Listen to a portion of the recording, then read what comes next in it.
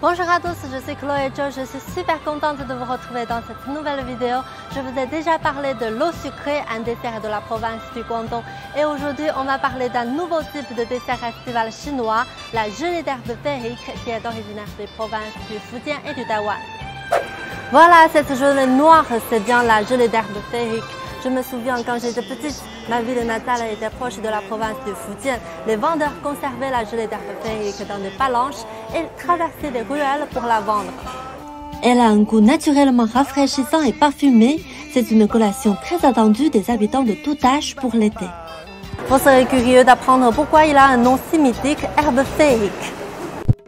Dans la médecine traditionnelle chinoise, la chaleur excédentaire du feu intérieur du corps est à l'origine d'inflammations et de perturbations mentales.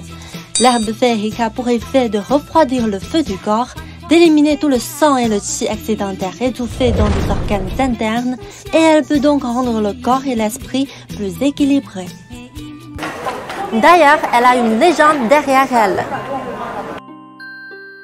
Dans l'Antiquité, il existait 10 soleils dans le ciel. La terre souffrait de la canicule et la sécheresse. Hou-Yi, héros d'antiques légendes chinoises, a éliminé 9 soleils. Pour récompenser son exploit, la déesse mère reine de l'Ouest lui a donné une pilule magique pour devenir immortelle. Tragiquement, sa femme l'a prise et est partie dans la lune.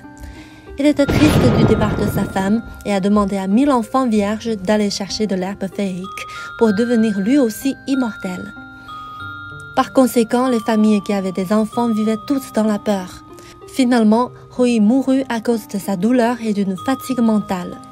Peu après sa mort, une herbe poussa sur sa tombe.